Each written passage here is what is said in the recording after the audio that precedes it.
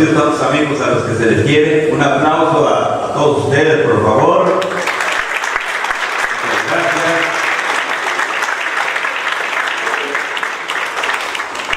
Y a continuación vamos a presentar a los personajes que están en el presidio. Yo voy a pedir que se ponga de pie nuestro ponente principal, la figura estrella de este taller hermoso e importante, la figura del maestro Miguel Ángel Hernández Rivera, juez segundo menor en materia mercantil. Un aplauso para recibirlo. Y en breve estaremos dando a conocer la currícula, la formación profesional, académica y curricular de nuestro ponente. Hoy vamos a presentar a una persona importante en la vida de nuestro sistema de justicia penal. Me refiero precisamente a la presencia del maestro Mena, Porfirio Mena, Fuentes Mena. Un aplauso para él. Gracias por el aplauso. El maestro Mena es secretario de acuerdos del juzgado 10º de distrito en materia penal federal y además es un gran amigo y viene en representación del Poder Judicial Federal. Aplausos, por favor.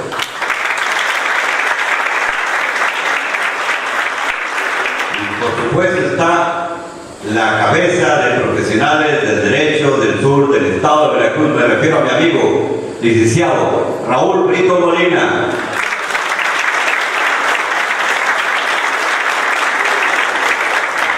Por supuesto no puede faltar la presencia de los compañeros de la presente administración de profesiones de derecho. Me refiero a la maestra más hermosa de todos los profesionales de derecho. Me refiero a la maestra Eva Ruth González Aguilar.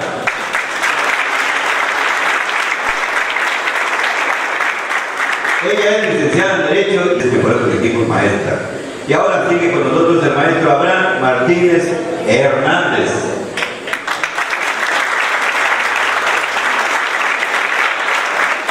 Para conocimiento de ustedes, por el maestro Abraham Martínez estuvimos desarrollando un curso Cadena y Custodia que la desarrollamos por allá en un centro escolar privado, donde nos abrió la puerta buen amigo ahí, Edgar Brito Molina, quien le pido un aplauso por ahí se encuentra con nosotros, Edgar Brito Molina, que es abogado y contador público. Y por supuesto, que ahora empieza lo bueno. También se encuentra ahí el presidio nuestro tesorero, José Guadalupe. Licenciado, póngase de pie para que lo conozcan. Él es el que maneja las finanzas de profesionales del derecho del sur del estado de Veracruz. Por ahí anda el maestro Leiva, que también es parte fundamental, es el representante. Leiva, ¿dónde anda Leiva? Por favor, pásale por acá, Leiva. No está Leiva, se perdió Leiva. Bueno, Leiva, el maestro Leiva, él es el apoderado legal de profesionales del derecho. Y vamos a continuar, ahora vamos a darle el agradecimiento al representante legal de la Comisión Federal de Electricidad. Le voy a pedir que se ponga de pie nuestro amigo Carlos Castillo. No sabe quién es Carlos Yair. Y nuestro amigo, cuando tenga usted problemas con la luz, con la energía eléctrica, póngase de acuerdo con él, ahí nos va a ayudar. Es que hay que romper un poquito la monotonía. Y también se encuentra con nosotros un amigo viejo conocido, me refiero a Arturo Peralta Mijango. Póngase de pie, señor, y saluda a todos sus compañeros. Ahí es un europeo en el derecho.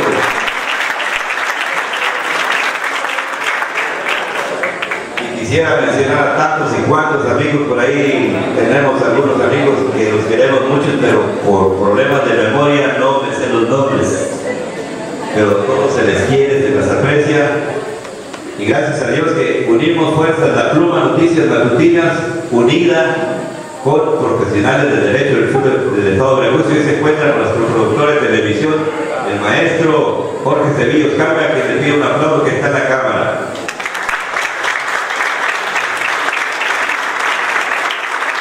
El productor de televisión ahí va a grabar toda la secuencia del taller. Por ahí ahí estaremos editando el video, lo tendremos en CD, se ponen de acuerdo ahí con el responsable del taller o de la asociación y con gusto se los hacemos llegar. Hoy vamos a empezar a hablar de la formación profesional de nuestro ponente.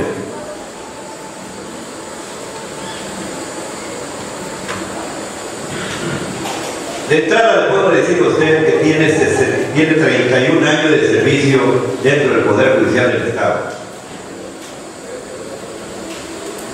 Él se llama Miguel Ángel Hernández Rivera, es originario precisamente de Coatepec, Veracruz, estudió la licenciatura en Derecho en la Universidad Veracruzana y se encuentra felizmente casado, así es que quite de aspiraciones, por favor. Él egresó de la Facultad de Derecho precisamente de la generación 1976-1980. Su examen profesional lo presentó el 13 de junio del año de 1984 con la tesis titulada Problemática de la institución del Ministerio Público. En 1980 fue oficial administrativo de la Procuraduría General de Justicia del Estado allá en Jalapa, Veracruz. En 1981 fue perito del Laboratorio de Investigaciones Penales de la Procuraduría General del Estado en Jalapa, Veracruz. En 1983, agente del Ministerio Público del Distrito Judicial de Huatusco, Veracruz, como suplente. En 1983-1985 fue agente cuarto del Ministerio Público Investigador del Distrito Judicial de Coatzacoalcos. ¿Quién olvidar la agencia cuarta, verdad? Bueno. 1992, secretario de Acuerdo del Juzgado Mixto Menor del Distrito Judicial de Misantla, Veracruz. Y en 1992 a 1994 fue secretario de Acuerdo del Juzgado Primero de Primera Instancia del Distrito Judicial de Orizaba, Veracruz. Note usted que en 1994 a 1997 fue secretario de Acuerdo del Juzgado Primero de Primera Instancia del Distrito Judicial de Chicotepec, Veracruz. Y en 1997 fue secretario de Estudio y Cuenta del Juzgado Primero de Primera Instancia del Distrito Judicial de Jalapa, Veracruz. En 1998 fue juez del Juzgado Mixto de Primera Instancia del Distrito Judicial de Jalacingo, Veracruz. 1999-2000 juez del Juzgado Mixto de Primera Instancia del Distrito Judicial de Huatusco, Veracruz. Y del 2000 al 2001 fue juez del Juzgado Mixto Menor del Distrito Judicial de Papantla, Veracruz. 2001-2002 juez del Juzgado Mixto de Primera Instancia del Distrito Judicial de Pánuco, Veracruz. Y del 2002 al 2003 fue juez del Juzgado Mixto Menor del Distrito Judicial de Cosamaloapan. 2003-2004 juez del Juzgado Mixto Menor del Distrito Judicial de Acayuca, Veracruz. Y del 2008 al 2011 juez del Juzgado Mixto Menor del Distrito Judicial de Tuxpan, Veracruz. 2011-2013 juez del Juzgado Mixto Menor del Distrito Judicial de Minatitlán, Veracruz. 2013-2014 juez del Juzgado Mixto Menor del Distrito Judicial de Acayuca. 2014 a la fecha 2016 es titular del Juzgado Segundo Menor del Distrito Judicial de Coatzacoalcos, Veracruz. Recibamos con un fuerte aplauso a nuestro ponente, al maestro Miguel Ángel Hernández Rivera. Gracias por el aplauso. Pues bien, profesionales del derecho del sur del Estado de Veracruz, AC organiza el taller Juicios Orales Mercantiles en los Juzgados Civiles en el Estado de Veracruz, día viernes 1 de julio del año 2016. Así es que queda el micrófono en manos de nuestro ponente.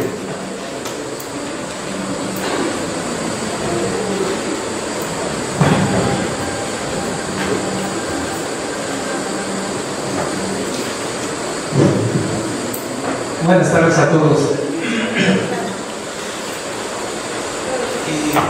En primer término debemos pedir una disculpa porque estamos iniciando tarde y luego acá nuestro flamante maestro de ceremonias se pone a contar cosas íntimas que nada tienen que ver y ya por ahí se está suponiendo que yo soy una persona de mucha edad por tanto tiempo de experiencia. Pero bueno, la experiencia siempre nos trae como consecuencia que creemos saber más. Y a veces nos damos cuenta que no sabemos aún nada y apenas empezamos a aprender que no sabemos nada y al final de cuentas, si no sabemos nada, yo me pregunto, ¿qué estoy haciendo aquí? Pues Comenzaré por contarles que estoy muy feliz porque este proyecto para mí es algo delicioso el venir y platicar con ustedes de algo que sí debieron haber dicho, que es toda la carrera que me he manejado estudiando esta parte hermosa de la vida humana, que es el derecho. Tengo aproximadamente, después de la carrera de abogado, 13 años estudiando diplomados en relación con el procedimiento, y si bien es cierto, eso me hace pensar que todavía tengo que prepararme más, pues esto me sirve a mí de retroalimentación. No voy a manejar cosas que ustedes no sepan, voy a manejar conceptos y voy a ubicarnos por el día de hoy en qué materia estamos hablando. Un juicio ejecutivo mercantil, que todo el mundo pensamos, lo conocemos como tal, y no hemos entendido que fue un juicio sumario en la mente del legislador. En la mente de los litigantes se hizo un juicio ordinario, como un juicio ordinario que se llevaba los años para la sentencia y ya no se habla de la ejecución. Actualmente en mi juzgado tengo expedientes que hace casi 10 años se dictó una sentencia y todavía vemos que llegamos cada año única y exclusivamente para pedir que se apruebe una planilla de intereses, pero no ejecutamos. Y entonces vamos a entender ahora, a partir de lo que yo les voy a querer explicar, y espero que lo pueda hacer con prontitud, una situación bien sencilla. En primer lugar, si me da, por favor.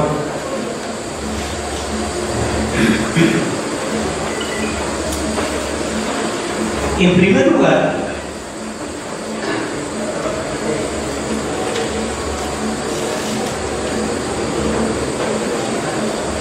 ¿cómo no lo uso? Bueno, disculpen ustedes la interrupción. No cabe duda que nuestro ponente trae una intención, una decisión,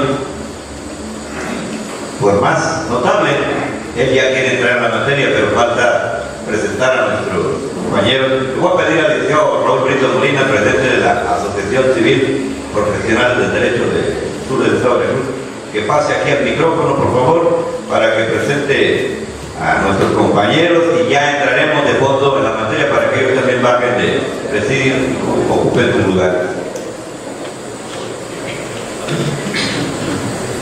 Estimada concurrencia, abogados litigantes, funcionarios, servidores públicos, estudiantes, público que nos acompaña, sean ustedes bienvenidos a este curso taller de juicio oral en mercantiles que organiza Profesionales del Derecho del Sur del Estado de Veracruz.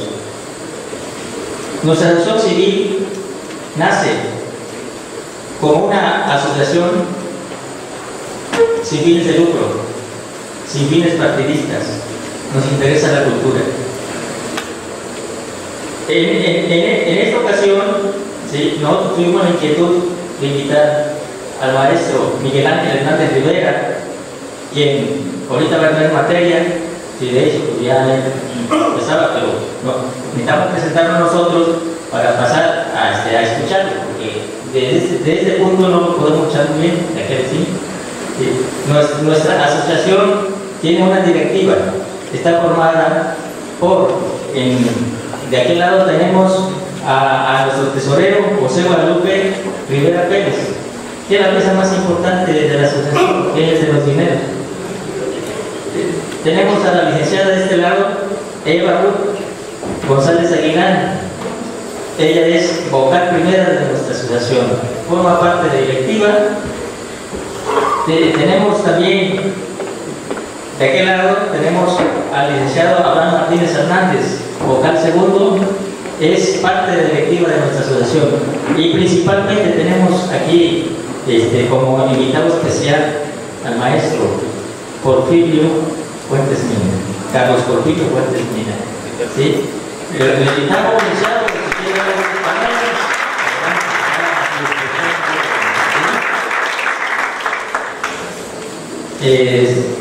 Ese punto vuelve a ser como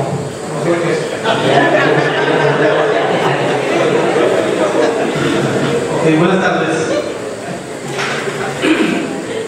Es un compromiso muchas veces hablar de juicios morales.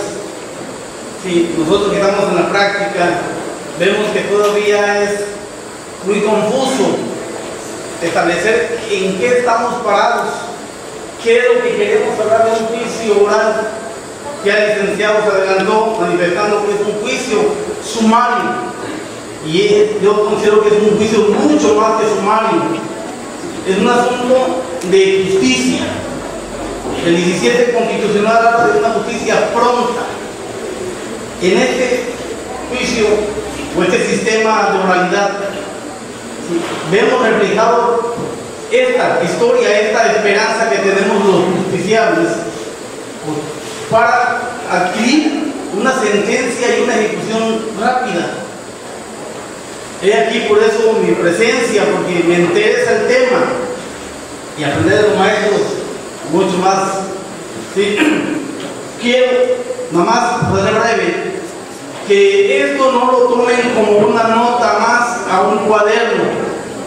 Le den importancia a estos cursos, porque son los inicios de algo tan importante que va a venir a la postre. Consideren esto un principio de enseñanza para la futuros juicios, futuras controversias que ustedes van a tener. ¿Sí? Por eso mi invitación hacia ustedes es esto: pongan mucha atención. Gracias.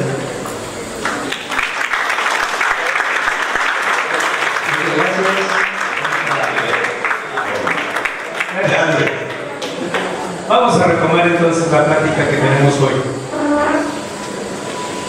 Voy a recordar a San Agustín cuando le preguntaban qué era el amor y decía: si no me preguntan qué es el amor, creo saber qué significa. Cuando me preguntan qué es el amor, sé que no sé su significado. Muchas veces nosotros hablamos y que pensamos que lo que decimos estamos en lo cierto, y resulta que el significado de la palabra es otro. Pero bien, todos sabemos que la palabra juicio se deriva del latín judicio, y que a su vez viene del verbo judicare. ¿De qué estamos hablando? Es decir el derecho. Juicio, decir el derecho, y es sinónimo de procedimiento. Procedimiento porque vamos estadio sobre estadio hasta hacer un todo que termina en una conclusión que nosotros le llamamos sentencia, que viene del latín sentir, sentencia, de sentir lo que siente el juez con lo que le han propuesto las partes. Continuamos en el siguiente. El Código de Comercio señala que los juicios mercantiles están establecidos en el 1049 y nos dice exactamente cuáles son esos juicios mercantiles y por qué. ¿De dónde provienen? De un acto comercial. Es cierto. Si nos damos cuenta de la lámina, ese es el fundamento esencial de lo que es un juicio mercantil. ¿Por qué resaltar que es un juicio mercantil? Porque ahora en los juzgados están llegando los bancos con documentos que consideramos o que se llaman pagarés y nos dicen: vengo a que ejecutes este documento porque de acuerdo a la jurisprudencia y a la misma ley trae aparejada la ejecución, y anteriormente se nos ha dicho que era autónomo del acto del cual procedía. Señores, el paradigma es claro. Si tu banco otorgas un crédito, no es un acto mercantil, y si no es un acto mercantil, no lo podemos manejar como tal. Entonces tendrá que exhibir el contrato de apertura de crédito. Y por supuesto que el juicio no lo vamos a manejar como un juicio mercantil, sino como un juicio ordinario. Actualmente hemos cambiado la idea para lo que nos sirve un pagaré. Un pagaré es exactamente lo mismo que un billete cualquiera de nosotros, el que nosotros utilizamos. Es de dar y entregar. Pero hoy en día el pagaré se ocupa como garantía y se da a X tiempo, a un plazo largo, y ya su función natural de circular ha dejado de ser esta. La siguiente lámina, por favor. Nuestro Código de Comercio, en el artículo 1055, clasifica los juicios en diversas fases: ordinarios, ejecutivos, especiales, por su conformación. Pero esto era hasta antes de que llegaran los juicios orales, porque más que un juicio ejecutivo y más que un juicio especial, es un juicio sui generis. Tiene unas características asombrosas y tiene una versatilidad y una facilidad tan estrendosas que los resultados de este juicio son en 40 días. Y las audiencias que ustedes se llevaban 2 y 3 horas o más en un juzgado se pueden llevar en minutos. Así de sencillo y fácil es lo que vamos a ver a continuación. Esto es nada más para darnos una idea de qué fue lo primero y qué es lo que viene en acontecimiento con este paradigma en donde por supuesto están atrás de todos ellos los famosos derechos humanos. Continuamos con la siguiente lámina. Esos son los tipos de sentencias que podemos encontrar: cautelar, declarativa y ejecutiva. Estamos hablando que nosotros nos vamos a interesar en el último de ellos. Ejecutiva será cuando se trate de hacer efectivo un derecho que previamente ha sido reconocido. Siguiente lámina. Diversos autores han señalado qué es esa ejecución. ¿Qué es lo que vamos a ejecutar? En un juicio, cualquier juicio, la ejecución comienza después de la sentencia. En los juicios ejecutivos mercantiles, ejecutamos antes de que haya una sentencia. Y debo recordarles a todos ustedes que la Constitución dice que nadie puede ser afectado en su persona sino previo juicio. Pues resulta que en el juicio ejecutivo mercantil y ahora en los nuevos juicios de carácter oral hay una situación anterior a la sentencia que se ejecuta. Continuamos con la siguiente. Un juicio ejecutivo se caracteriza porque presupone un título ejecutivo, una prueba preconstituida. Sobre esa prueba, ¿qué otra podemos tener? Vamos enseguida a tener el objeto, la declaración de un derecho sin la realización efectiva mediante un procedimiento judicial. Aún no llegamos al procedimiento judicial, pero ya fuimos y ejecutamos el mandato que da la persona que firmó que debo y pagaré a Juan Pérez, y como no lo has pagado, el juez simple y sencillamente manda un actuario para cobrar, dándole facilidad tanto a uno como al otro para participar en un momento crucial de este procedimiento. ¿Cuál es? El requerimiento de pago. Primer tema. Notificación de un expediente y el embargo de bienes. ¿Algunos de ustedes recuerdan aquellos viejos tiempos cuando llegábamos, embargábamos y secuestrábamos los bienes? ¿Verdad que ya no nos acordamos de eso? Y está en el Código de Comercio. Es algo que se puede hacer a pesar de que no haya una sentencia. Pero ¿quién lo hace? Nadie. Hemos olvidado hacerlo y ha quedado un vicio que lo dejamos para eso. Es más, hay gente que llega y dice, me reservo el derecho de embargar. Y yo les pregunto, ¿y cuándo van a embargar? Si tenemos la facultad que nos da la ley, ¿por qué no ocuparlo?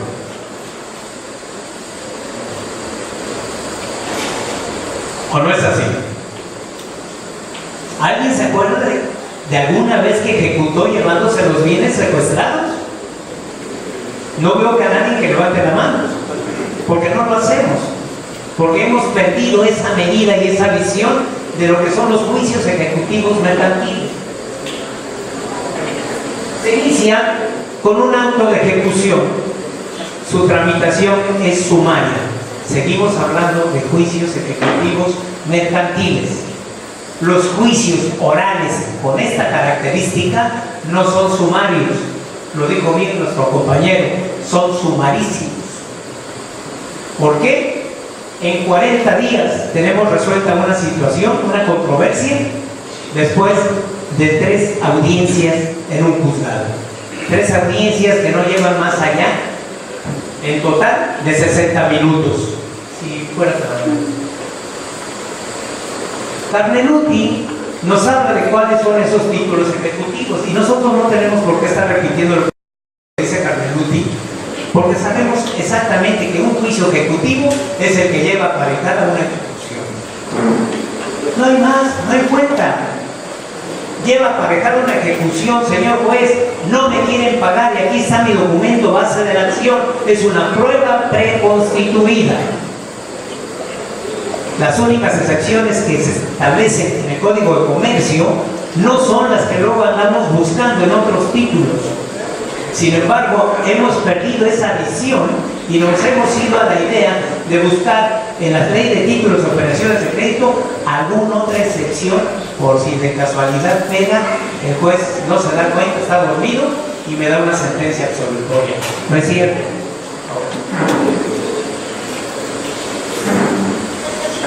La jurisprudencia habla de que es una prueba preconstituida. En todos los lugares que veamos sobre este tipo de prueba siempre es prueba preconstituida. Implica una sola situación. El actor no tiene que demostrar su acción. No tiene que demostrar su acción. Es el demandado el que tiene que hacer excepciones a esta situación. ¿Cuáles? Quita y pago. Quizás alguna alteración en el documento. Pero ¿qué es lo que pasa? Si tenemos un documento donde firmamos y nos declaramos que somos deudores, señores, lo que tenemos que hacer exactamente en un juicio ejecutivo mercantil, en un juicio oral de carácter mercantil, es una teoría del caso. Si mi cliente debe, no voy a negar que deba, porque al final de cuentas el señor viene pagando lo que efectivamente debe, pero además paga peritos que no tienen mayor consecuencia porque el documento es muy claro. Si no demuestra que no es su firma, tendrá que pagar. ¿Por qué no llevar a la gente a la realidad? Debes, vas a pagar. ¿Cómo vas a pagar? De la forma en que vayamos a pactar con la parte contraria, aquella que te está cobrando. Precisamente por eso, en los juicios orales, en la primera audiencia, en la preliminar, hay una mediación en donde el juez conmina a las partes para saber si han pensado en un arreglo que pudiese dar por finiquitado ese asunto de carácter mercantil.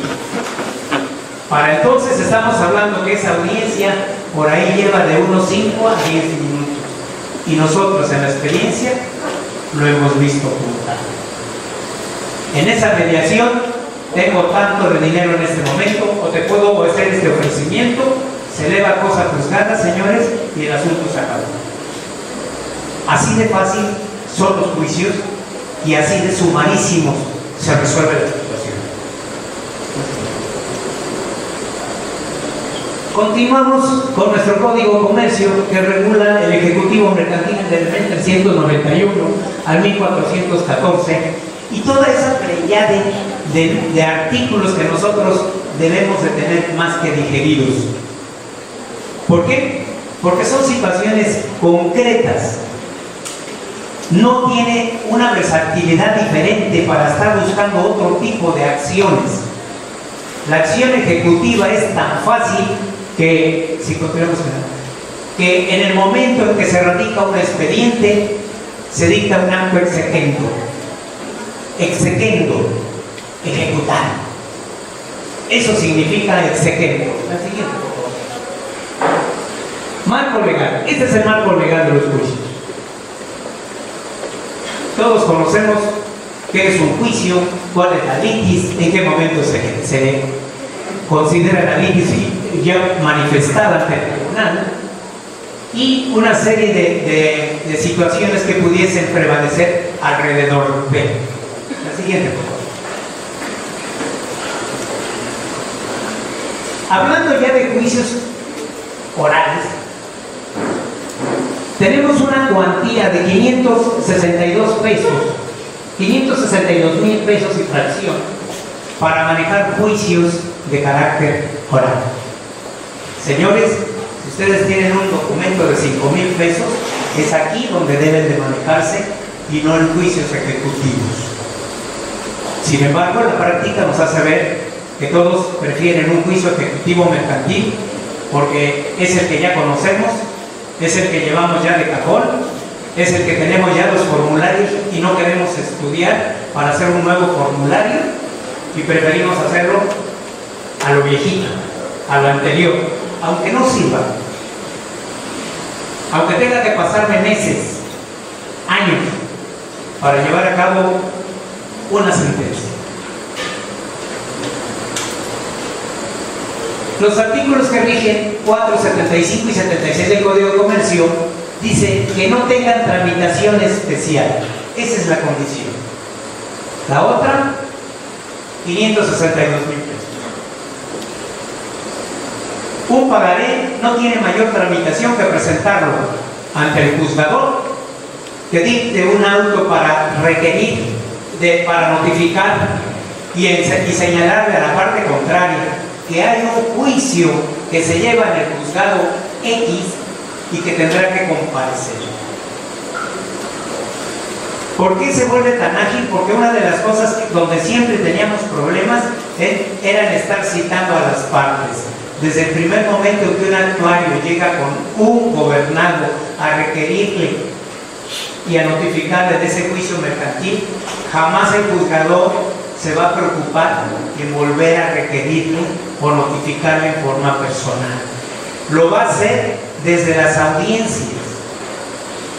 Al llevar las audiencias, en ese momento, cuando termina la preliminar, le informa: en 10 días espero aquí a las partes porque vamos a absorber las pruebas que en su momento fueron ofertadas y que se preparan precisamente en esa audiencia preliminar.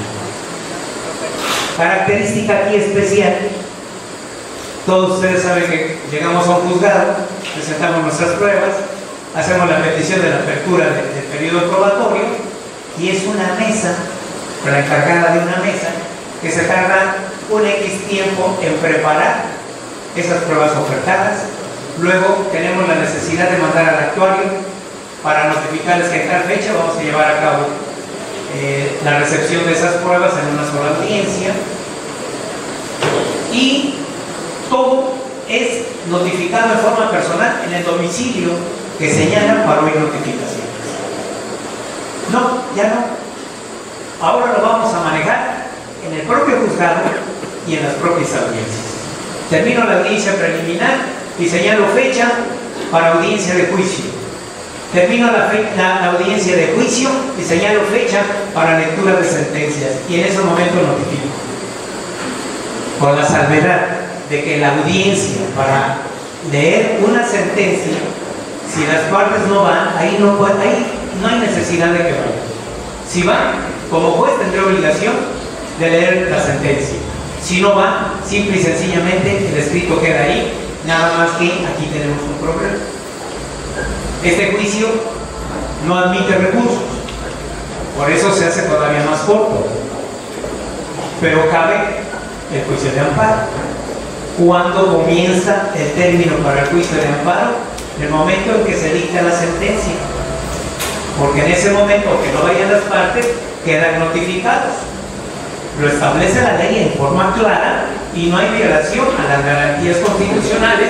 Y cuando llegue con el juez federal, con todo respeto, les van a decir, pues fíjate que no, porque debiste haber estado ahí, fuiste notificado, no fuiste a la audiencia y no presentaste tus documentos al tribunal. La siguiente pregunta. El artículo 75 recuerda cuáles son los actos de comercio. Ahí tenemos que tener cuidado porque empresas que manejan créditos, mueblerías que a la vez son bancos, manejan documentos mercantiles como el pagaré, cosa impropia. ¿Por qué? Porque a ellos los rige una ley diferente a las del Código de Comercio. Y de acuerdo a esta nomenclatura del Código de Comercio, el acto que uno hace con un banco no es un acto de comercio. Por supuesto que no. Sin embargo, ellos dicen, yo traigo aquí un pagaré, señor juez, tú tienes obligación de irle a cobrar y además lo quiero en la vía ejecutiva mercantil. Y el contrato de prestación, de contrato de apertura de crédito, ¿dónde está? Porque necesito saber cuáles son las cláusulas y cómo se pactó y por qué se pactó a tanto tiempo. Y aquí viene una necesidad de una relación causal. ¿Qué dio causa a ese documento? ¿Un acto de comercio? No, no es acto mercantil. No lo puedo manejar como un juicio mercantil y menos un juicio ejecutivo mercantil. ¿Por qué puse estos artículos ahí? Porque ahí tenemos todos los actos de comercio. Y si nos vamos al Código de Comercio, vamos a encontrar que no va a aparecer un banco haciendo un préstamo a 1 año, 2 años o el tiempo que ustedes quieran y que lo digan, que vengan ahora y les es un acto mercantil, porque hay un pagaré. Sí, es un pagaré, pero no tiene la misma función que al inicio los pagarés se dieron como un acto de entrega y da. Yo te entrego el dinero y tú me entregas un documento y cuando te requiera de ese dinero te entrego tu documento. Continuamos con la siguiente. Principios de los juicios orales mercantiles. Oralidad. ¿Por qué la oralidad? ¿Tendrá que ver con la igualdad, la publicidad y los demás principios que hemos estado escuchando una y otra vez cuando hablamos de juicios orales? Señores, no hay ningún principio que pueda excluirse y continuamos un juicio. Todos los principios que manejan, que rigen a los juicios orales, el uno y el otro es tan importante que no podrían existir ante la falta de oralidad. La oralidad es exactamente lo que yo estoy haciendo aquí en este momento. Estoy argumentando. Requerimos argumentadores allá en los juzgados, no gente que nos lleve escritos más escritos y un tamache de jurisprudencias para ver si en una de esas sorprendemos al juez. Tenemos que llegar y hablar como abogados delante de nuestro cliente para que vea la forma en que cada uno de ustedes está defendiendo con la seguridad de conocer todos estos principios y sobre todo el de oralidad. Oralidad, parte actora, parte demandada, tercero secretario y el juez en forma oral. Cabe aquí un comentario de algunos procesalistas mexicanos. La mayoría señala que actualmente juicios orales al 100% no existen. Juicios orales en el principio de la humanidad, cuando no existían los medios que tenemos hoy, ahí eran juicios orales al 100%, y aún así con el tiempo, aquellos, por ejemplo, en el derecho anglosajón, los jueces iban itinerantes y conocían de las costumbres y leyendas y eso lo manejaban las mejores partes para hacer lo que hoy conocemos como la. Aquí en México, los tlatoanis, que eran los que hacían justicia en las plazas, en los mercados, cuando no podían resolver la situación, se iban con el rey para exponerle las cosas, y con el tiempo ellos eran los que empezaban a escribir. Recordemos que no siempre la humanidad empezó a escribir todas al 100%. Actualmente hay gente que no sabe leer ni escribir. Imagínense cómo lo tendríamos que encontrar o manejar. Bueno, en este juicio oral con carácter de mercantil, la primera fase es escrita. ¿Cuál? La demanda y la contestación de la demanda, junto con las pruebas que se ofrecen, es escrito. A partir de ahí, que para entonces ya tenemos fijada la litis, a partir de ahí todo es oral. Vamos a llegar ante el juez y ahí vamos a manejar la oralidad en el momento en que se nos da el uso de la palabra. No podemos llegar a leer, no debemos llegar a leer. ¿Por qué? Porque tenemos que ocupar la oralidad. La oralidad, señores, no es como nos han venido espantando, de que no sirve, de que aquí en México no funciona, de que eso es de otros lados, ni mucho menos. Juicios orales existieron aquí en México en el siglo pasado y dieron resultados de alguna forma. Y no estamos hablando de un derecho anglosajón, era un derecho mexicano, con juicios orales y con jurado. Hoy no vamos a tener jurado. Hoy es el juez el que debe de decir lo que siente de acuerdo a lo que la gente, los gobernados y los litigantes le presenten.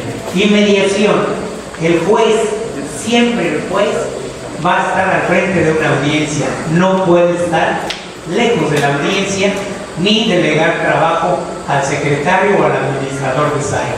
Si no está el juez, esa audiencia no tiene ningún valor. Por supuesto, en la inmediación es con la parte actora, parte demandada de terceros. Siempre al frente, siempre juntos, siempre escuchando, y luego el principio de igualdad. Si le doy el uso de la voz a una de las partes, le doy el uso de la voz a la otra, porque no puedo suplir eso. La igualdad, lo acabo de decir. Contradicción. Todos nosotros tenemos derecho a manifestarnos, porque es un don natural. Por eso Dios, o el gran creador, nos dio el uso de la boca para externar lo que de aquí sale. Con mayor razón, lo vamos a manejar aquí mediante una contradicción. Pero ¿qué es lo que vamos a contradecir? Argumentos, señores. Argumentos jurídicos. No voy a argumentar principios obsoletos o dichos populares. En algunas ocasiones hemos encontrado abogados, así, abogados, que al final terminan: debo, no niego; pago, no pego. Por favor, en la calle quizás valga la pena, en la calle, pero ese argumento que le va a servir a un juzgador para entender lo que quiere decir el cliente de este señor, que de derecho a lo mejor se le olvidó lo que tenía que decir y salió con una situación popular. ¿Sí? Los dichos populares pues sirven, son ideas, pero no son argumentos jurídicos. Y si a nosotros nos están haciendo un planteamiento jurídico, debo de contestar con un argumento de carácter jurídico. Continuamos. Concentración. Las pruebas se ofrecen desde el principio de la parte postulatoria. Parte postulatoria, demanda, respuesta, demanda, respuestas a demanda y las vistas que se dan. Esa es la parte postulatoria. Ahí empezamos a concentrar las pruebas que yo quiero que el juez absorba en su expediente y las valore porque yo creo tener la razón. La concentración es que la otra parte va a hacer exactamente lo mismo para que el juez entienda que yo también quiero demostrar mi razón. pero una razón apegada a una normatividad, no a un yo creo tener derecho o yo creo que a mí me tienen que dar la razón, nada más porque pues estoy hecho a mano. No estoy hecho a mano, así es. Continuidad. Una audiencia, otra audiencia, tercera audiencia. Estamos hablando de audiencias de 10 en 10 días y en 30 días, por lo menos, 40 cuando más, ya tenemos una sentencia. Ya no vamos a esperar meses. Ya no nos vamos a estar pensando si nuestra contraparte va a entorpecer lo que yo estoy manifestando, manejando recursos no idóneos. Ya no hay recursos. Por eso en la primera audiencia, en la preliminar, hay una depuración del procedimiento. La siguiente. Procedimiento. Aquí tenemos demanda, contestación, y el demandado podrá, una, o contestar o allanarse. Personales, las notificaciones, sí, ¿cuáles? Por edictos también, ¿cuáles? No te haces presente, no te encuentro, no tengo tu domicilio, por edictos. Las personales, las principales, al inicio. Fuera de esas, se hacen personales, pero dentro de un juzgado y dentro de una audiencia. Continuamos. ¿Cuáles son las excepciones que vamos a controlar, a cuidar o a observar con detenimiento? Las procesales. Esas sí las vamos a cuidar, porque en el momento en que haya una litispendencia, por decir algo, ese instrumento se termina hasta ahí, porque hubo otro con anterioridad, son los mismos actores y son las mismas acciones. Ya no tenemos que continuar. Declinación por la competencia, no creo que va a ser una excepción procesal. Continuamos en la siguiente, por favor. Después de allanarse, hay un plazo no mayor a 10 días en que se va a dictar una sentencia definitiva. ¿Por qué? Si se allanó, confesó que debe y el juez simple y sencillamente toma en consideración ese allanamiento y dicta una sentencia. ¿Llevaremos 10 días ahí? No, mucho menos. Si no contesta, se lleva a la audiencia preliminar, se observa todo el material probatorio que exhibió la parte actora y sobre de ello vamos a dictar una sentencia. Y lo prevé el 1078 y el 1390-1020, lo que es la audiencia preliminar. Así que, si contesta y reconviene, ya sabemos que es reconvenir. ¿Qué vamos a hacer? Le vamos a dar vista al actor, igual que una demanda, para que conteste esa reconvención. Y señalaremos también fecha para una audiencia de carácter preliminar que establece en el 1020 del 1390 del Código de Comercio.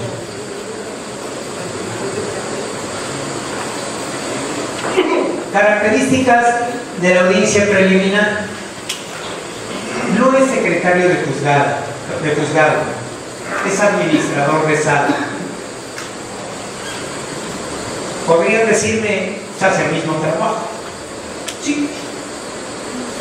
Pero es en forma oral, no lo maneja ya la secretaría, lo hace enfrente de las partes, incluso enfrente del titular del juzgado. Administrador de sala porque administra los tiempos, cuida que las partes vayan debidamente identificadas, que su identificación sea fotocopiada para ser absorbida en la carpetita pequeña, en la parte postulatoria, y con eso identificamos a las partes, aunque también dentro de cada audiencia se identifica a las partes y se individualiza a cada uno de ellos. Se hacen las prevenciones y apercibimientos, no tomar fotografías, guardar respeto a la sala, guardar silencio y sobre todo que estén pendientes de lo que está pasando para que la audiencia lleve un feliz término.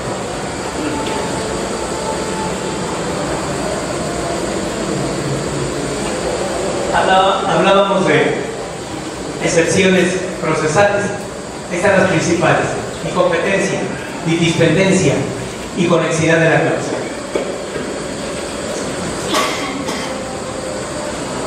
Las excepciones procesales están previstas en el artículo 1122 del Código de Comercio y nos habla de falta de personalidad de las partes o de capacidad de los actos, la falta de cumplimiento del plazo de la condición para su pago, la división y la exclusión, la improcedencia de la vía. Ojo, estábamos hablando de que llevamos documentos de un banco y que lo quiero hacer de carácter mercantil cuando es un crédito lo que yo marque a ese documento, y por lo tanto no podemos hablar que la vía ejecutiva mercantil sea la procedente.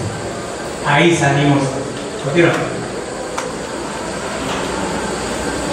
Audiencia preliminar, depuración del procedimiento. He hablado ya más de una vez de la depuración del procedimiento. ¿Qué es lo que estamos buscando?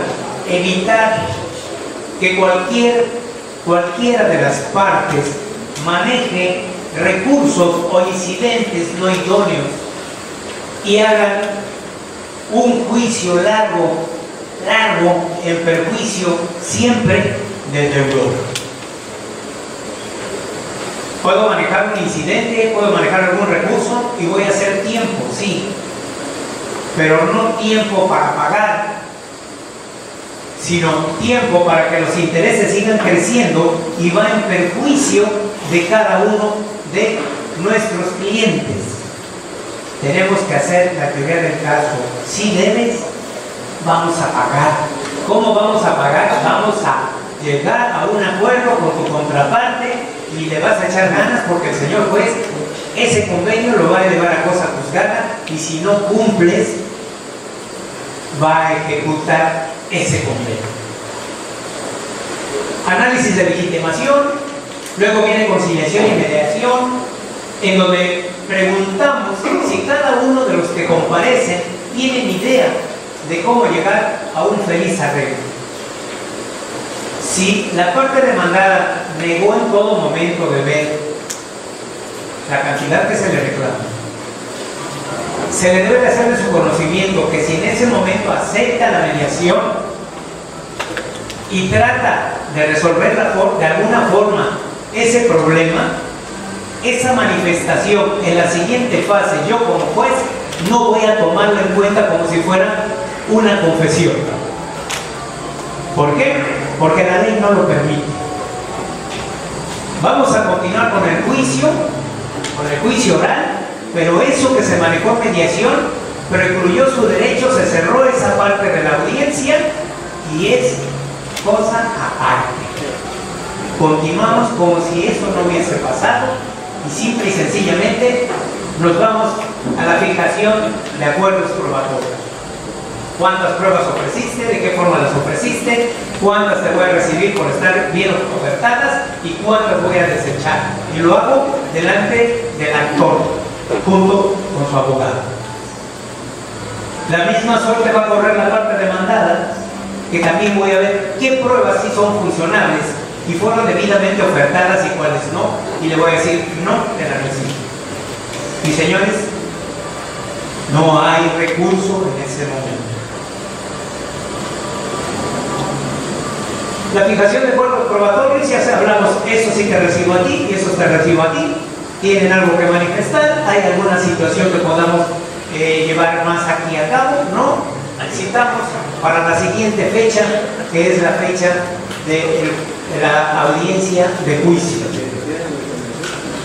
La audiencia de juicio. En esa audiencia de juicio, ustedes van a ver cómo el propio juez, no la mesa administrativa, el propio juez es el que dice, esta prueba se tiene por bien recibida, esta prueba se tiene por bien recibida, y lo mismo en la parte demandada. A continuación, etapa de alegatos, y después de etapa de alegatos, mi obligación como juez, citar para sentencia, y desde ese momento señalo fecha y hora de la siguiente entrevista que vamos a manejar con ellos, en donde en forma oral voy a leer los resolutivos de una sentencia, hacer una explicación de por qué llegué a esa conclusión y los resolutivos. solamente que las partes no lleguen, no tendré obligación de leerlo. Porque imagínense un juez leyendo una sentencia donde no haya público, estar pregonando en el desierto. Pero bueno, así es. Juicio ordinario, juicio oral mercantil. ¿Cómo son cada uno de ellos? ¿Qué es lo que hay? ¿Por qué en la reforma del Código de Comercio se implementan los juicios orales mercantiles? Tanto organizaciones gubernamentales como no gubernamentales han encontrado la ventaja de un juicio sumarísimo que no demerita en el económico de las partes, no hay desgaste y además la resolución es en forma inmediata. La siguiente, por favor. Oralidad, igualdad, mediación, contradicción, concentración, continuidad y publicidad. Principios fundamentales de todo juicio oral. Tanto en materia civil, en materia penal, en materia familiar, los juicios orales tienen estos principios. Son fundamentales. No pueden existir sin ninguno de ellos. Ante la falta de uno, se interrumpe el equilibrio procesal y las cosas se nos van a pique. Y señores, si por ahí violaron esos principios, ponen lo que en un juicio de amparo, pierden el caso. Así de fácil. No podemos hacer al lado ninguno de ellos. Y vean, por ejemplo, la oralidad, todos tienen que hacerlo en forma oral. Y entonces la igualdad entra de que si él habla, el otro también. Y mediación, estoy ante el juez y al juez le pido las cosas. Contradicción, si él dice que me debe, si él dice que ya me pagó, que me demuestre, porque yo aquí tengo un documento que dice lo contrario, que lo demuestre. Concentración, las pruebas, los actos de las partes y del juzgado son en 3 audiencias que no son diferibles, a no ser que haya una contrariedad, un temblor, no sé. Pero si estamos ahí las partes, estas se llevan a cabo y la continuidad es que 10 días, 10 días, 10 días y en 30 días, señores, ya tenemos una respuesta a esas situaciones que nos molestan y que por lo mismo acudimos ante una autoridad. Publicidad. Imagínense lo que estamos hablando si no va a ser público en este momento. En este momento es público ante ustedes que yo estoy hablando y estoy aquí haciendo una argumentación de las virtudes de un juicio nuevo. Eso es la publicidad. No crean que vamos a sacar en un periódico todos los días y el día de hoy Juan Pérez contra Pedro García. No, publicidad es público. La gente que quiera acudir a una sala, si esta es lo bastante grande y pueden estar, tendrán que estar ahí y nadie les va a negar su entrada. Por eso es publicidad pública. Continuamos. Fijación de la litis, admisión de la demanda, emplazamiento, contestación de la demanda, vista de la contestación. Ya tengo la litis. ¿Me deben? ¿No debo? Si debo, ¿cómo pago? Ya tengo la litis. Uno dice sí, a mí me debe, y el otro dice sí, sí le debo, pero no es la misma cantidad, o no le debo, ya pagué. Audiencia preliminar, volvemos a lo mismo, depuración del procedimiento, la conciliación, la mediación por conducto del juez, que en forma noble les invita a que lleguen a un acuerdo.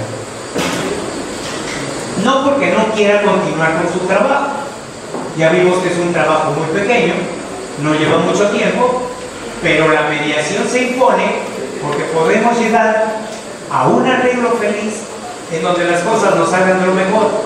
Tanto una parte como la otra se va satisfecha y el juez y el administrador sala, pues a lo mejor se ahorran una media hora más de su trabajo.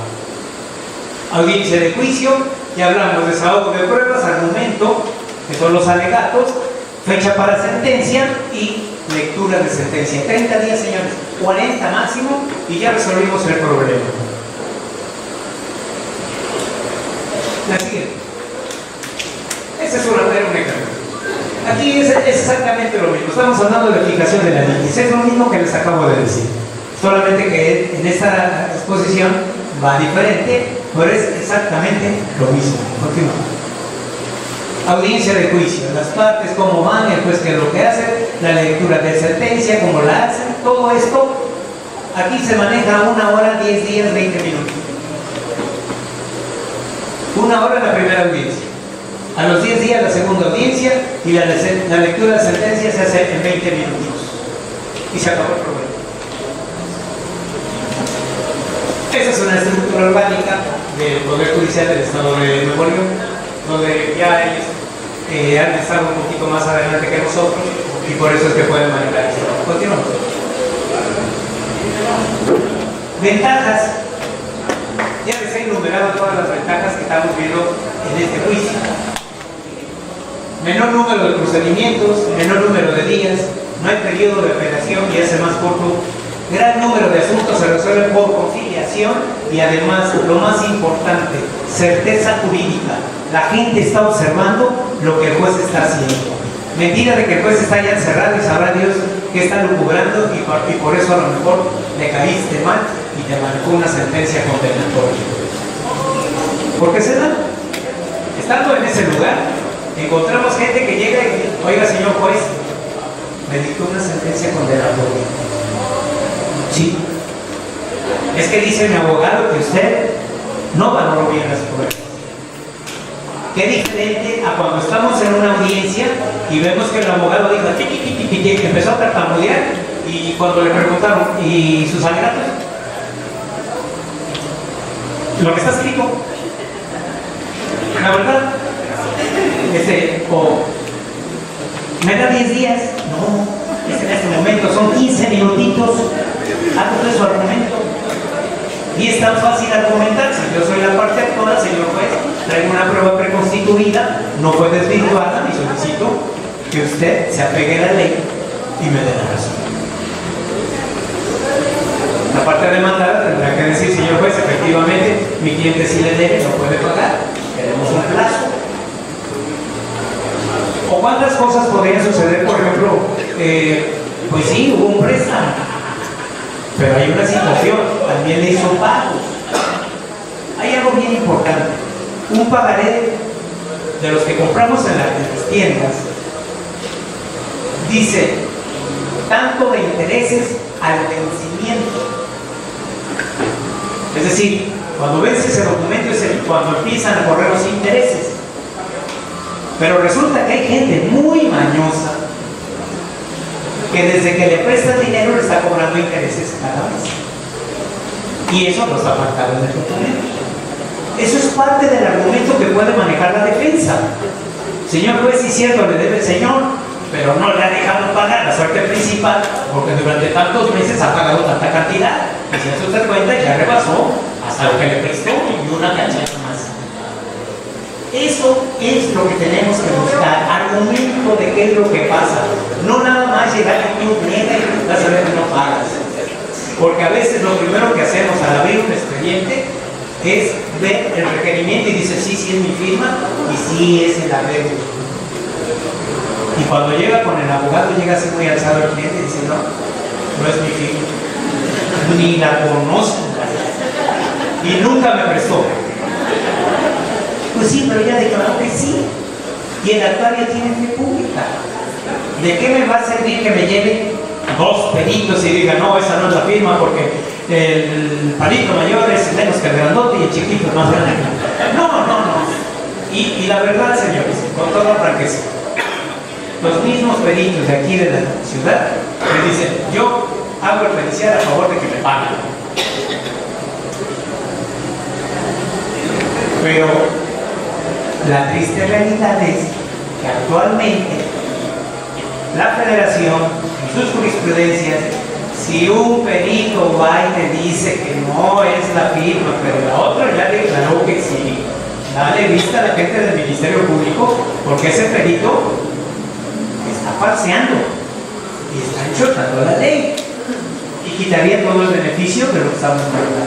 Estamos tratando de profesionistas, gente con argumento, gente que se pueda expresar de qué es lo que pasa en cada uno de estos aconteceres que llegan a los juzgados.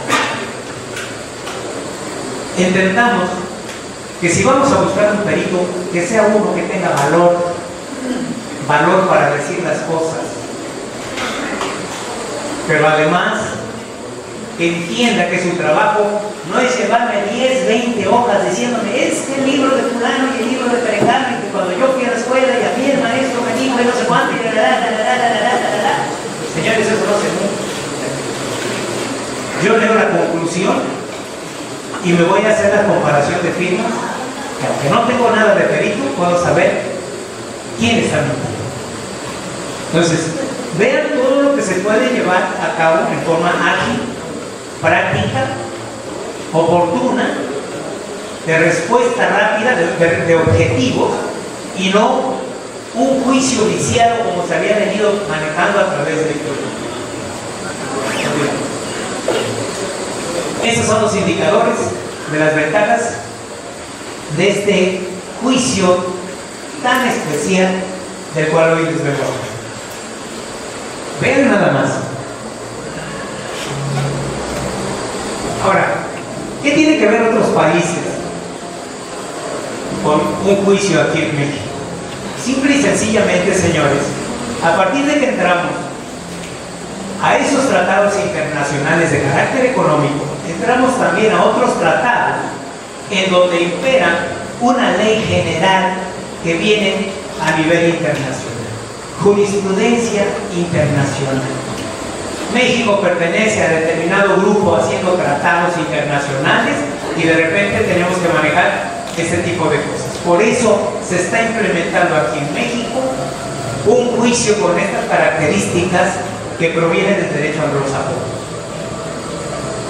No se vuelve imposible, porque tengo entendido que todo el mundo dice, no, eso no, aquí no sirve, eso no. Sí sirve. Es cierto, tenemos que cambiar nuestra mente, nuestra forma de pensar. El anglosajón es una persona fría. Nosotros los mexicanos somos calentones. Tenemos la sangre que nos lleve, ¿sí o no? ¿Y cuántas veces nos dicen, hijo? Y no nos contenemos. Y es natural, somos seres humanos y somos muy especiales en América. Y en México ya ni se diga. Pero tenemos que entender que este derecho internacional que viene hacia nosotros y que todavía nos lleva hacia otro campo del derecho, como es el familiar, nos falta el derecho civil, con estos principios, y las cosas van a cambiar. Esos juicios de antaño que duraban 10, 20, 30 años, se moría el promovente, se morían los hijos del promovente y venía a salir una sentencia absurda después de 10, 20 años. No, ahora vamos a llegar a sentencias, procedimientos muy cortos, pero objetivos, concisos, y aquí está la respuesta. Cambiamos por favor. Vean todo lo que tenemos que modificar. Si antes los juzgados, o todavía los juzgados, están repletos de expedientes, de cucarachas y de bichos que hacen papeleo, imagínense el día de mañana un expediente con un cuadernillo pequeño y 3 discos. Y de que sea un expedientón así, así y así. Ese es fácil. Y además, si ustedes piden la copia, porque pueden pedir copias de cada una de estas audiencias, y las van a guardar en su casa. Y de ahí consultar. Ya no tendrán también los expedientotes ahí del cliente que lo están ahí guardando. No, están en discos. Y es más fácil de mover, más fácil de ver, es más fácil de consultar. Ese es el procedimiento. A partir de la reforma, esta es la ventaja. Gracias. Sigue.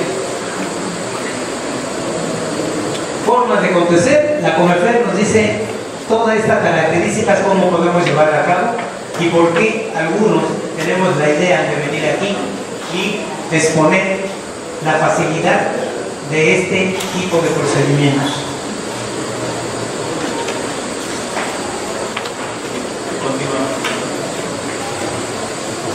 Insisto, organizaciones gubernamentales y no gubernamentales llegaron a esta conclusión después de haber visto cómo se manejan este tipo de juicios, que es cierto, vuelvo a insistir, proviene de un derecho anglosajón, un derecho muy distinto al derecho romano. Nosotros estamos acostumbrados a un derecho romano, influido por un derecho francés, pero lo más triste del mundo es que está influido por un derecho canónico que hace las cosas cerradas. De tal suerte que una de las partes ni siquiera se le oía y al otro sí. Y ahora es al revés. Un juez no puede tomar una decisión si no escuchó a las dos partes, si no previó que las cosas se dieran por las dos partes, no uno solo, como se manejaba anteriormente. Hoy son los dos, y con una característica principal, una igualdad para cualquiera de las situaciones. Algo bien importante: el día que ustedes quieran hablar con un juez de un asunto, sea su asunto, como actores o demandados, tendrán que estar las dos personas. Y el juez, si se valora y considera su trabajo, va a decir: espérame, no puedo hablar contigo de este tema hasta que tu contraparte no esté aquí. Esa es la ventaja, señores.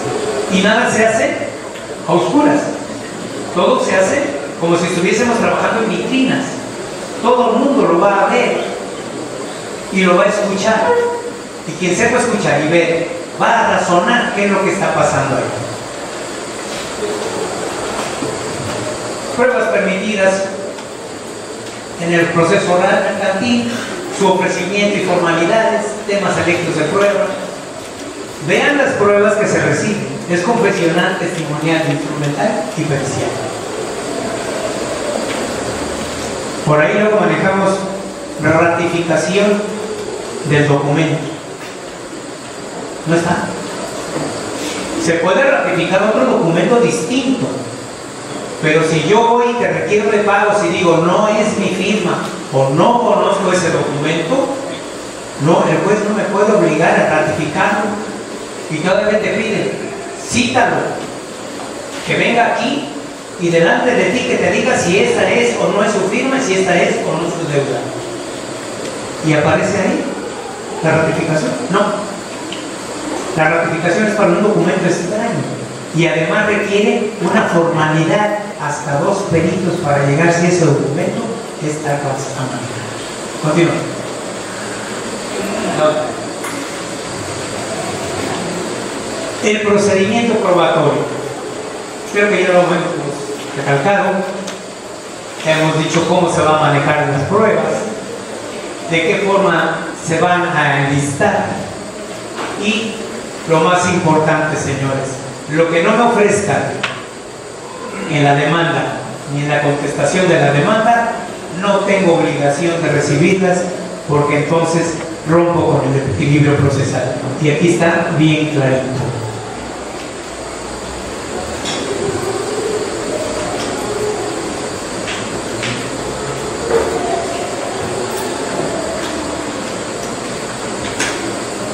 Lo que les acabo de decir está aquí. Y es más fácil que lo entiendan, tal como se los expliqué, a estar leyendo y leyendo, porque a veces ahí luego divagamos. Un ofrecimiento o proposición de pruebas, admisión o rechazo, preparación, ejecución, práctica o desahogo y análisis y valor de ese material de prueba. Así en esa forma. Así de sencillo está, señores. El ofrecimiento, pues es la manifestación del señor juez: traigo la confesional, traigo una documental, traigo una pericial, testimonial, y requiero que las recibas porque voy a hacer esto, voy a demostrar que una persona a mí me debe una X cantidad de dinero y se ha negado a pagar. Con la confesional voy a probarte que ella va a aceptar efectivamente su firma y su adeudo. Con el documento base de la acción, te he demostrado con claridad que ese documento preconstituido tiene el carácter de ejecutivo y en su momento se le va a requerir para ejecutar la voluntad de dos personas, deudor y acreedor. Continuamos. Aquí estamos hablando lo mismo: escrito de demanda, contestación, reconvención, contestación a la convención, desahogo de la vista. Son las formalidades que ya les he venido platicando. No vamos a entrar más al detalle, ya se los he contado creo que 3 veces, y ya si con eso no se lo aprenden, ya no puse conmigo. Además, creo que no dio el licenciado Brito garantías de que se les iba a quedar grabado. Pero nuestro amigo Wester va a grabar aquí el trabajo y creo que nos va a vender, ¿verdad? ¿Precio? ¿Ya tenemos precio?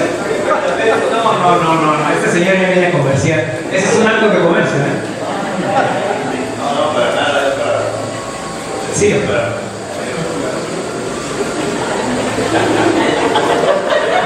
como les venía diciendo, después de cada audiencia, al terminar la audiencia, cada uno de ustedes, sea la parte que sea, puede pedir copia de ese disco. Al final de cuentas tendrán 3 discos sobre las audiencias para llevarlo a cabo después, en caso de que así convenga, ante un juez del distrito, sin caso que los vayamos a grabar. No le vamos a llevar un legajo de expedientes ni un legajo de copias, todas mal fotocopiadas, algunas ilegibles, pero le vamos a llevar los discos. Y si ustedes no se los llevan, el juez tendrá la obligación de mandárselo. ¿Sí? Es lo mismo. Continuamos.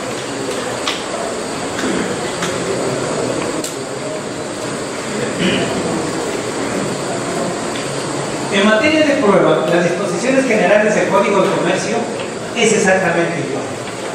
¿Sí? Con la versatilidad de que cuándo vamos a ofrecerlas, cómo las vamos a ofrecer, y cómo nos las van a recibir y cómo nos las van a pagar. Es exactamente lo mismo que el anterior, esto es lo mismo. Relación de las pruebas con los hechos y expresión de las razones del oferente sobre el alcance y idoneidad de la prueba. Luego decimos, ahí está, quiero una confesional que venga con crédito y que aquí te digan que me debe. No alcanza lo que exige la ley. ¿Por qué? Porque está mal ofrecida. La prueba relacionada con los hechos y la expresión de las razones que tiene cada oferente sobre el alcance de dicha prueba. Así de clarito tenemos que manejarse después, porque a falta de eso se desecha, señores. Ahí es una falta de técnica jurídica de parte de los oferentes, no consecuencia de que el juez le caiga mal alguna de las partes, ni mucho menos, o que estaba de mal humor porque su mujer no le dio su cafecito de la mañana. Confesión en el juicio. La confesión sabemos qué es. Una de las partes tendrá que llegar a decir qué es lo que pasa de acuerdo a una metodología de su contraparte para hacer los cuestionamientos.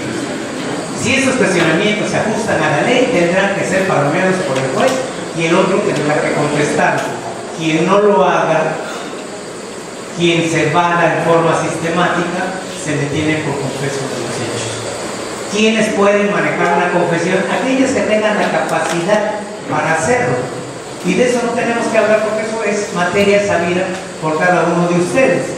No vamos a llevar a un loquito o un señor medio tomado para que conteste unas preguntas cuando sabemos que no está bien de sus facultades mentales. Tampoco llevaríamos a un menor de edad que no entendiese las preguntas. Entonces, tiene que haber una idoneidad. Siguiente. ¿Cómo se ofrece la prueba confesional? Ahí tenemos el oferente de la prueba podrá pedir a la contraparte se presente a declarar y deberá hacerlo de forma personal, o bien mandando a alguien que lo represente pero que tenga conocimiento de esos hechos para que las cosas se puedan resolver. Un apercibimiento. ¿Por qué? Porque si no apercibimos, no podemos cumplir con lo que nos establece la ley.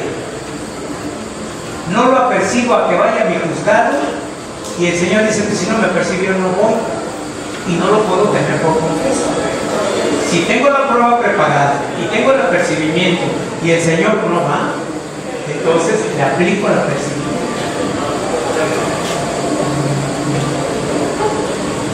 Es tan sencillo todo esto y más sencillo se puede hacer si encontramos estas bondades que se manejan en un juicio del que yo vuelvo a ser insistente, no es sumario, es sumarísimo. ¿Digo? Requisitos, eso ya lo sabemos. No tiene caso que esté yo aquí leyendo los requisitos porque eso es en toda materia. Todas las materias, cuando tenemos una confesional, tienen las mismas características. Personas idóneas para declarar, que se encuentren en sus 5 sentidos, que conozcan del evento o que justifiquen con un documento que tienen facultades para ir por otro, llegar a tu. Continuamos. Posiciones de la prueba. Las posiciones son las preguntas que vamos a formular. Aquí en materia de derecho le llamamos posiciones, pero no son otra cosa que las preguntas. ¿Cómo tenemos que hacerlas? Que no sean insidiosas. Primer tema. Que no se busque perjudicar a la gente, que no sean oscuras, que sean comprensibles, para que haya una claridad. Recuerden que en un juicio lo que estamos haciendo es esclarecer los hechos, no entorpecerlos ni obnubilarlos con ideas o preguntas que pudiesen entorpecer a quien tenga que responder. Es importante que estas preguntas sean claras, precisas y que tengan que ver con la litis. Si no tiene que ver con la litis, las hacemos a un lado porque no nos da ninguna respuesta ni nos da ninguna función dentro de lo que estamos hablando. Les voy a pedir unos minutos de receso porque la verdad un poquito mal de la garganta y además los quiero dejar descansar. Tenemos, nuestros anfitriones nos tienen un poco de café, parece que hay unas galletitas. Regresamos en 15 minutos y es que algo no pasó antes. Bueno, queda con ustedes nuestro maestro. Adelante, hermano. Gracias. Les hago una aclaración. El día de mañana teníamos pensado iniciar a las 10 de la mañana. Me dicen nuestros patrocinadores que vamos a comenzar una hora después, a las 11 de la mañana. Esto porque hay un evento aquí y lo otro es porque hay personas que no vinieron hoy y que pensaban venir mañana, porque mañana lo que vamos a hacer es esas audiencias. Ustedes se van a dar cuenta de esas audiencias, cómo se llevan a cabo. Y si me gustaría, o yo quiero, digo que quisiera, más el tiempo apropiado, que señalen ustedes 3 o 4 participantes para que hagan un simulacro igual al que vamos a manejar en primer término, un servidor y algunos colaboradores que van a estar aquí con nosotros. Es importante que pensemos si vamos a actuar como parte actora o como parte demandada y que de acuerdo a esa posición hagamos el argumento de lo que pudiese darse dentro de una audiencia en donde ustedes pueden participar, ya sea como juez, ya sea como administrador de sala o bien como actor o demandado. Realmente ya nos quedan muy pocas diapositivas porque mañana lo que yo quiero es que se vuelva activo. Si alguien quiere hacer una participación, manejar un argumento y exponerlo aquí, yo se los voy a agradecer y ustedes van a retroalimentarse porque la verdadera función, aparte de estudiar la normatividad, es practicar la oratoria. Solamente en el diccionario la palabra éxito está antes del trabajo. Para que lleguemos al éxito, señores, tenemos que trabajar en primer término y trabajar fuerte. Y tenemos que invertir tiempo en el conocimiento, en la lectura, practicar lectura, levantarnos y practicar el lenguaje corporal, que también funciona y funciona bien. El lenguaje corporal viene a ser el lenguaje que más participa dentro de una oralidad cuando pensamos que debe de ser la palabra y no es así. Desafortunadamente manejaron una cronología de mi trabajo cuando debieron haber manejado una cronología de mis estudios por una razón sencilla. Cada orador que venimos a exponer, deben ustedes saber qué calidad y qué cantidad de estudios tiene para saber si efectivamente esa persona nos está hablando con la realidad. Podría yo ser un charlatán que les viniese a hablar de algunas cosas y hacerles creer que yo tengo la razón por el simple hecho de estar aquí arriba viéndolos a cada uno de ustedes hacia abajo y dominándolos. El orador domina con la palabra, pero domina con la vista. Y la palabra puede ser clara, precisa y falaz, y todos creer que nos están hablando de una verdad. ¿Qué es lo que vamos a hacer ante un juez? Yo no me voy a parar ante un juez a decirle: señor juez, creo que a mi cliente le deben dinero. Voy a llegar con un documento en la mano, decirle: señor juez, vengo a pedirte que le vayas y le exijas a esta persona que le pague a mi cliente y además que me pague mi honorarios. No. Si yo fuese el abogado que llevo a la parte demandada, voy a buscar un argumento y me voy a parar frente al juez para decirle: efectivamente, señor juez, hay un adeudo, pero que le aclare este señor el tipo de adeudo, porque es un prestamista y cobra intereses usureros. Y si bien es cierto, mi cliente cuando necesitó el dinero se comprometió a pagárselo a los intereses que le impuso, también resulta cierto que la usura actualmente es una explotación del hombre por el hombre, y la jurisprudencia obliga a usted como autoridad a que le dé vista a la gente del Ministerio Público y que resuelva sobre la usura. ¿Vieron dos situaciones diferentes? Una, me debe; dos, sí debo, pero este señor está en un estado de ilicitud. Algunos abogados lo que hacen es que le pregunten a Hacienda si paga impuestos. ¿Cuándo un usurero va a pagar impuestos? Por favor. Si como abogados abogan, bueno, no sé. Y yo lo pago no porque creen que lo quiero pagar. A mí me lo descuentan. Así que. Entonces, quiero que el día de mañana vengamos bien relajados todos, conscientes de lo que vimos hoy, para que tengamos un buen ejercicio. Me gustaría que todos participaran, pero se vuelve imposible. Busquemos argumentos. Busquen entre ustedes hacer juegos. A mí me enseñaron hace muchos años a hacer un argumento y luego otro argumento que me contradijese. Y a veces quedaba tan sorprendido de las tonterías que decían que no sabía la verdad cuál era.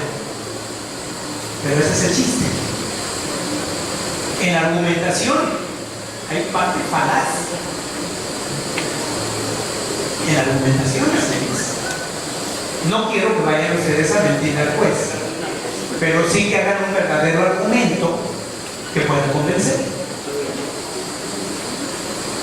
La palabra es un arma de dos filos y es la más letal de las armas.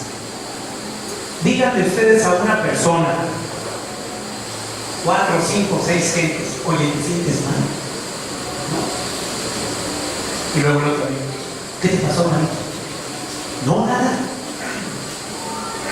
Y el tercero: ¡ay, compa! Te desvelaste. Cuando contemos 10 personas, ese tipo se siente enfermo. ¿Por qué? Si todos me dijeron que me vieron mal, debo de estar mal. ¿Por qué no hacemos lo contrario? Oye, qué bien te ves. Dormiste bien, ¿verdad? Nada, se ve que descansaste. ¿Y bien desayunada? No, qué malo. 10 gentes y vamos a tener un amigo feliz y de lo más sano. De verdad. Así nosotros tenemos que actuar como líderes. Todos y cada uno de ustedes son líderes. ¿Por qué? Porque tenemos una idea de lo que queremos. Tenemos una profesión muy hermosa. Se trata de ayudar a los demás. Hay de aquel que ayude a sus hermanos aplicando la ley del Señor. Merece el reino de los cielos. Yo me conformo con menos eso, pero bueno. Si somos líderes, vamos a alcanzar nuestros propósitos de acuerdo a lo que pensemos. Lo que pongamos en esta caja, eso es lo que vamos a hacer.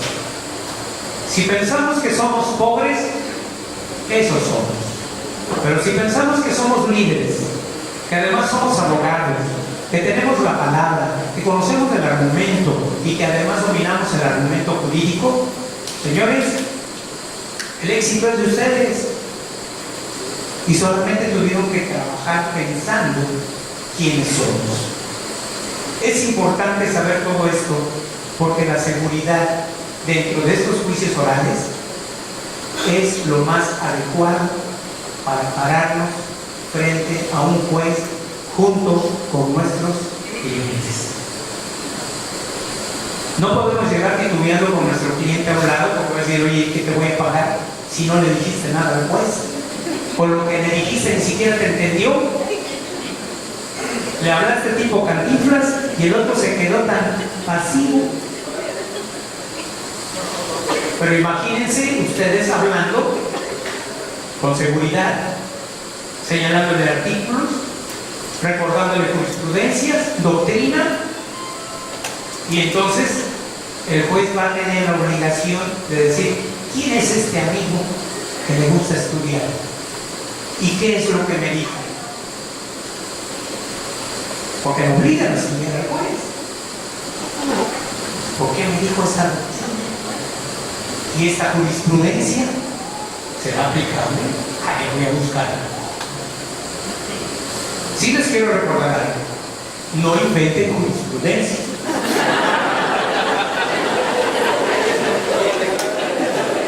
Parece chiste, ¿verdad? Bueno, ahora imagínense un juez que de repente le dice, mira, este es mi argumento y lo respaldo con esta jurisprudencia. Y el juez quisquilloso se pone a buscar. No está. No está. No, pues resulta que el Señor hizo su jurisprudencia.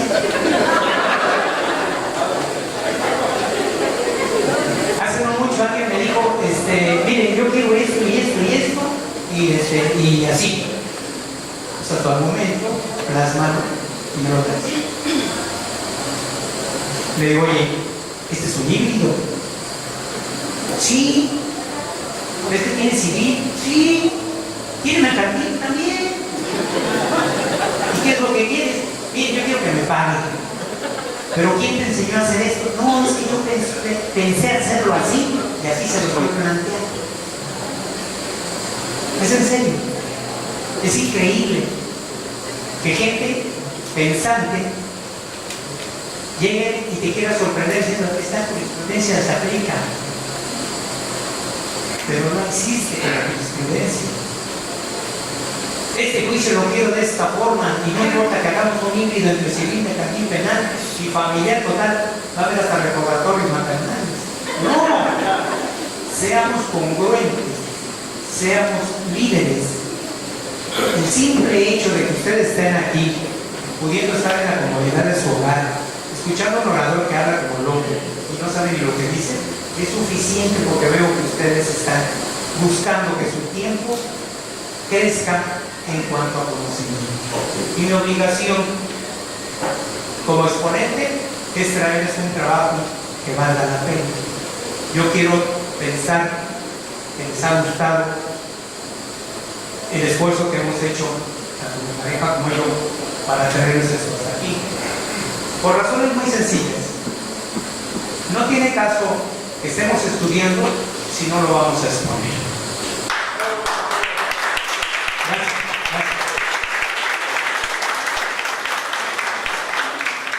El conocimiento es la parte más valiosa que tienen los seres humanos.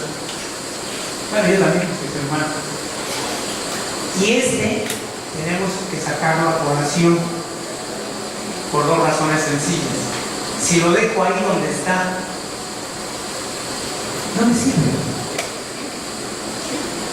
Se los traigo a ustedes y veo las consecuencias allá en mi trabajo y entonces me siento satisfecho del deber cumplido al saber que las cosas pueden caminar de una forma diferente. Estamos viviendo consecuencias muy extrañas en nuestro país, que tenemos nosotros los abogados que de alguna forma actuar para que salgan esta de lo mejor posible.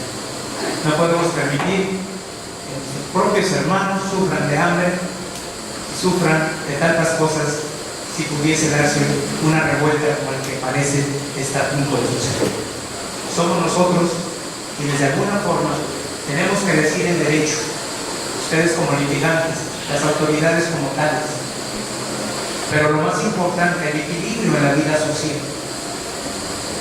Lo más hermoso sería ver que todos tuviésemos algo que llevarnos a boca para comer y no pensar que en México, en pleno siglo XXI, exista gente que esté padeciendo hambre y están aquí cerca, Chiapas y Oaxaca. No estoy a favor de nadie, estoy a favor del pueblo, un país que debe ser. El día de hoy vamos a dejar aquí nuestra plática y mañana los espero a las 11 de la mañana con todas las ganas de participar, con todas las ganas de hacer argumentos para que veamos que esto nos va a servir para el día de mañana. Gracias a todos por su asistencia.